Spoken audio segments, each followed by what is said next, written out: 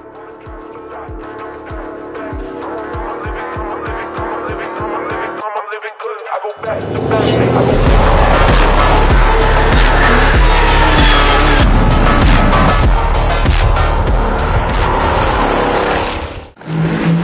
a beautiful sound and what a beautiful day. Welcome to our very first track test with our Nankang and Vulcan Alpha Ford Mustang Dark Horse.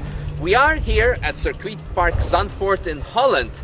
Why not the Nürburgring but Zandvoort, you might ask? Well, because unlike the Nürburgring, here we can do some lap timing for comparison. And in order to do that, we have teamed up with the best in the industry, VBox Motorsport. And we are going to install their HD2 Pro system in our car together with something extra. Now, the HD2 is a system that many of you are already familiar with of course the M4 GT4 that we are running with Bilstein, but also many other lap record cars, footage of which that you are seeing when they post their Nürburgring lap records or any other record attempts, because the system is known for its high accuracy and calibration. And therefore, we are going to be using that as well. I think Lapo can tell you more about it. Right in front of us, we have a complete kit for the Mustang that we have right here. In this case, we opted for basically an all-in-one system. We have the option to check for the health of the engine, so RPM and everything, through the CAN bus system and the OBD2 port. We have a GPS signal, so we can pinpoint exactly where we are on the track and see G-forces and all that stuff, because it has also accelerometer. Tire sensors, tire temperature sensors, sorry. These will be mounted in the wheel well, facing the tire, so we can exactly see how the tire is behaving, overheating, if there's a heat spot because we're running too much camber, or different problems, or maybe good solutions. We have 4 sensors for each tire, so 2 for the front and 2 for the rear. Also a microphone, which is somewhere around here. And cameras, one front facing and one facing the driver, so you can see all your inputs and see if you're doing the things correctly or not. So now it's time to install on the car, actually mock it up and then finalize it. Fast forward and the system has been installed. Can you see it? Well, the tire temperature sensors are hidden away very nicely in the arch liners, so they will not going to be in the way, they will not have any interference. I'm very much looking forward to see how they're going to work, but shout out to Lapo and VBox Motorsport, of course, to make everything so clean inside the car. Let's have a look at some other features of the system. So bear with us on the tape. It's not the final tape, it's just for... We're going to have very streamlined aerodynamic Vulcan Alpha tape. Yes. Yeah, sounds better good. Performance tape. All right, so quick look on the inside. What do we have here? Actually, everything is very subtle. We have the camera facing outside, camera facing inside to show what the driver is doing, or maybe passenger as well. And then most importantly, we have a display that shows you the lap time. It also shows you the delta if you're going faster than your previous lap time. But more importantly, these LEDs over here will show you if you're still going faster even though your lap time is slower. So for example, if you're hitting traffic or code 60, then your lap time by itself is going to be obviously higher, but if you're going out of the corner faster, it can show you that you're actually doing still better regardless that your lap time is less. I hope it makes sense. And this will be actually quite good for a lap time sensitive comparison, because even though maybe our lap times are going to be lower because of traffic or any other conditions, we can see that the corner performance, acceleration, which is for us very important to know when it comes to the time performance, is going to be better. And for the rest, we have here the actual system inside, which records everything on it on the hard drive, and I guess that's pretty much it.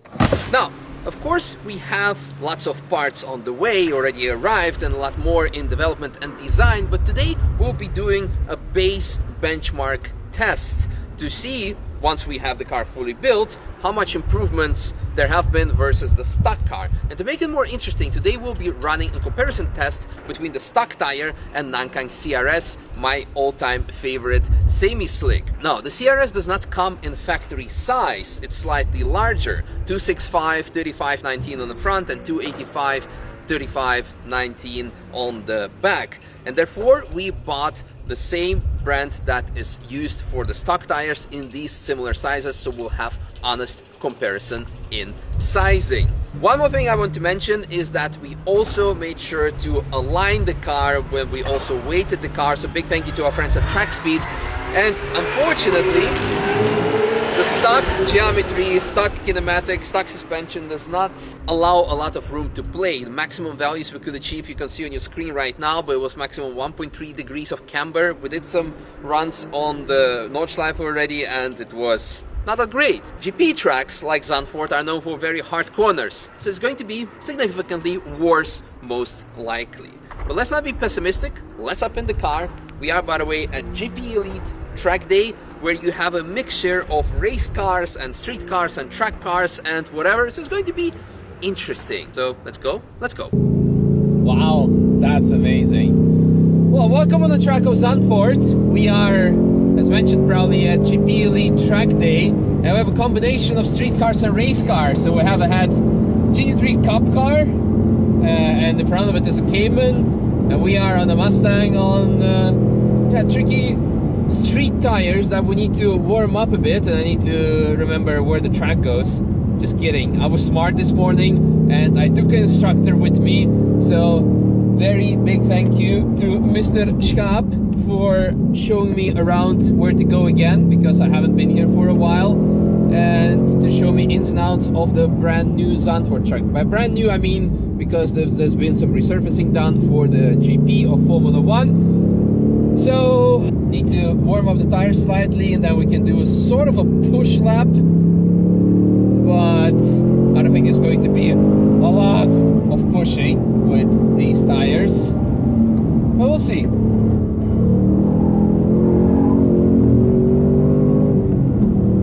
Stay out, unfortunately, with the sand.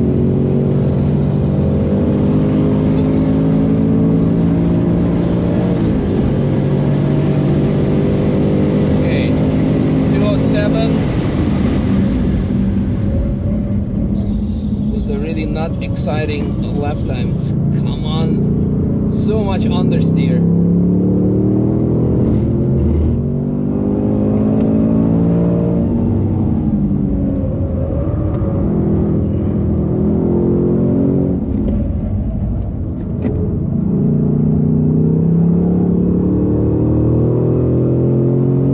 The exit was slightly better.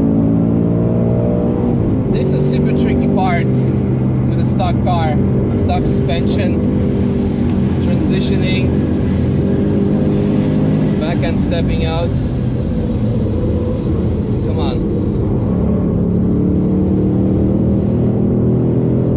We're running almost 2 seconds, so that's good.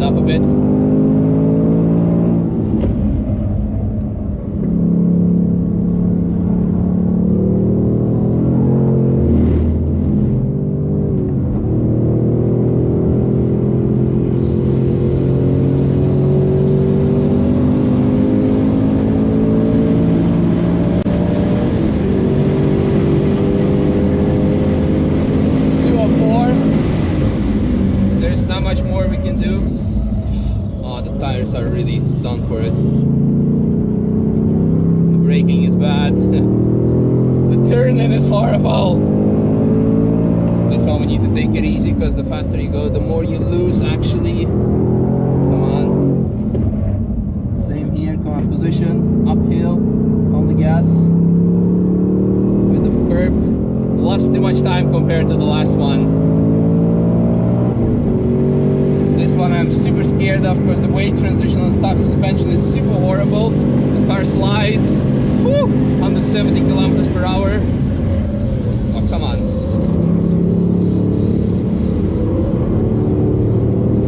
Oh, man. Cannot wait to have this car properly built. Come on. We're getting somewhere, but we're completely on the limit of the tire. Completely missing the apex now.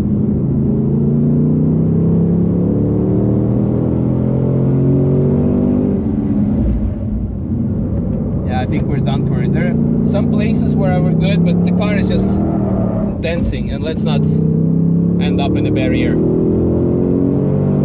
So 204. I mean, it's not too bad. There's not much more in it with a fully stock car, but I think if we have proper grip, sub 2 should be possible with CRS.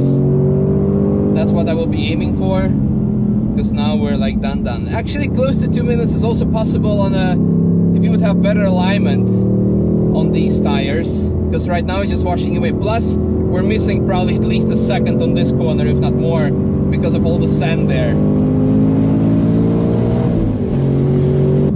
Let's get back in the pits, because pushing it more gonna cause accidents. Is finished, and I'm very happy that it's finished, because it was simply too dangerous to drive this car on a track on the limit where you have lots of bumps and elevation changes, because it was really dancing and sliding, and it was absolutely on the limit. Great tires for the street, but absolutely a no-go for the track. You can see that the tire has been suffering a lot. It's really melting away. The inside is also scratched up, and yeah, you saw it yourself on performance. We have a benchmark lap time now. 2 minutes 04 was the fastest what I saw on the dash. So now we're going to swap the wheels for the ones with Nankang CRS on it. Those tires are not new either, because we already used them in tourist laps. I think we've done 5 or 6, actually close to 10 laps. So they're far from being new, but actually that's a funny fact about CRS. When you scrub them in, they actually get significantly better. And by the way, a huge shout out to GP Elite Track Day, because although we took our Ford Ranger full of wheels and tools to swap the wheels, but here they have mechanics on site that can do your tire pressures or swap the wheels or help you with necessary repairs. While the wheels are being swapped on the Mustang for a set with Nankang CRS on them, we have something exciting for you, because we'll be giving away a set of CRS for one of you later in this video, so stay tuned for that. But for now, we will have also a giveaway for one of you who already has a Nankang CRS, ER1, and S2Rs, you name it. So if you have a set of Nankang on your car, make sure to post a story on Instagram, tag Nankang Motorsport with it, and you can win a hat signed by me and also their mascot, Taigo. So post away, but now Mr. Nankang is here, Shane, who we have been working together with over the last 10 years. Tell us what makes Nankang CRS perform so much better than a traditional street tire, for example. Yeah. Hi everyone, this is Shane from Nankang Motorsport. What makes it different is people behind it will work very hard in the factory, of course, but also just simply look at how the tires look differently. This is a street tire. This is a semi-street tire. You can see very clearly the street tire, the pattern design is more complex, so that reduces noise when you drive on the road. And also you can see usually you will have 4 straight grooves on the street tire to get the water away for more safety when you drive on an autobahn, for example. On the semi-slick tires in CRS, we have 2.5. Why do I say half? Because when you wear down like 50% or 60% of the surface rubber, this one will be gone to give you more stabilities. When you have less tread rubber, you will be faster. More grip. So yeah. This is where the extra grip from CRS comes from, because everyone's been saying that CRS is actually much faster after many more laps. So next time we're going to be even faster than this coming time. Interesting. Then about compound, the street tire compound has a lot of silica. so the silica gives you better wet performance. But on the semi-slick, we put more carbon black. The carbon black is actually get you into temperature faster, so that's why we put a lot of carbon black in it. And also, if you think about chewing gum, so if you have a chewing gum during the winter condition, it's gonna be very hard when it's cold. When you put it in your mouth, you heat it up, it gets softer. There's the same idea as a semi-slick compound. So that's why you need to bring into an ideal working temperature.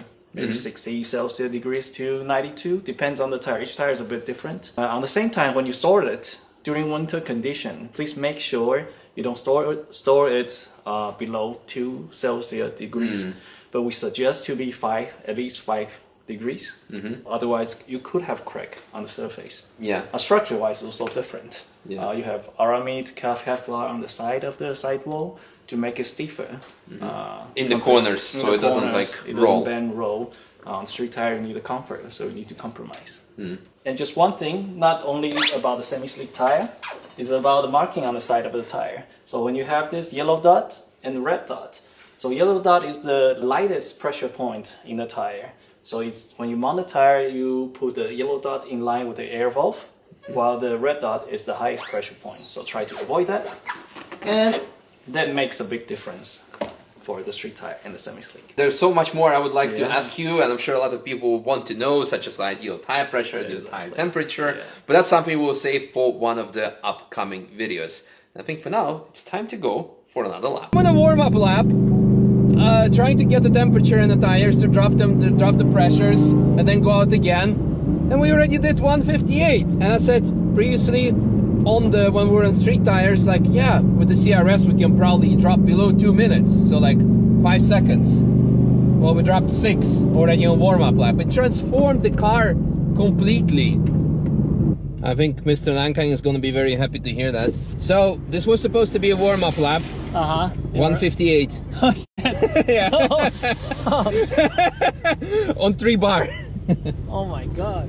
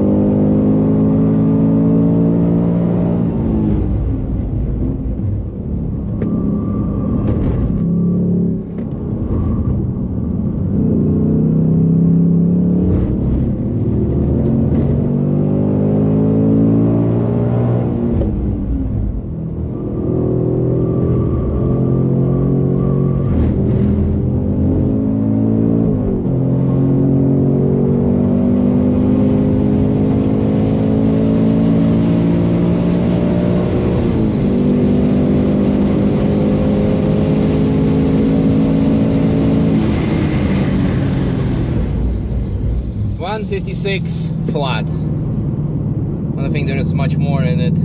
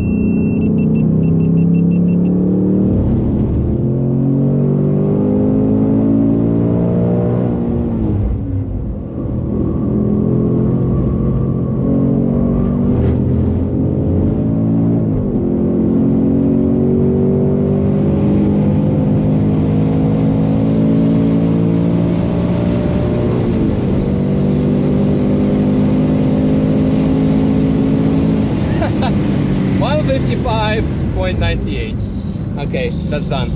We're not gonna try to do another second. As good as this.